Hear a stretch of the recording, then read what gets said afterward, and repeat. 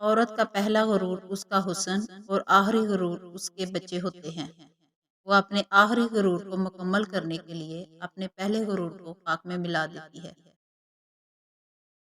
لوگ کہتے ہیں کسی کا انتظار بہت اذیت ناک ہوتا ہے، اور کچھ لوگ کہتے ہیں کہ کسی کو بھولنا بہت اذیت ناک ہوتا ہے، مگر یقین جانیے سب سے اذیت ناک یہ ہے کہ آپ کو پتہ ہی نہ ہو کہ آپ کو بھولنا ہے یا انتظار کرنا ہے۔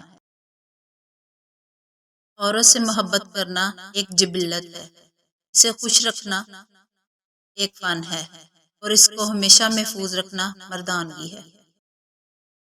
نصیب ہار جاتا ہے لیکن دعائیں ہمیشہ جیت جاتی ہیں۔ بس یقین کے ساتھ اللہ سے مانگتے رہو، اللہ پاک تمہیں مایوس نہیں ہونے دے گا انشاءاللہ۔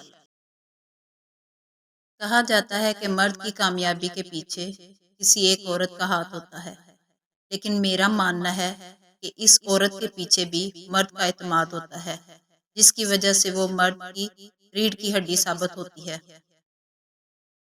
دلوں میں بسنے والے تو پھولوں کے جیسے ہوتے ہیں، دنیا سے چلے بھی جائیں تو پیچھے یادوں کی خوشبو چھوڑ جاتے ہیں۔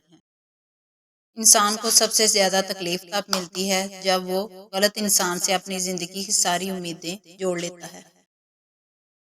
جنہیں ہمارے ساتھ کی ضرورت ہوتی ہے وہ ہماری بڑی سے بڑی غلطی کو معاف کر دیتے ہیں، اور جو ہم سے بیزار ہوں وہ چھوٹی سی بات پر ہاتھ چھڑا لیتے ہیں۔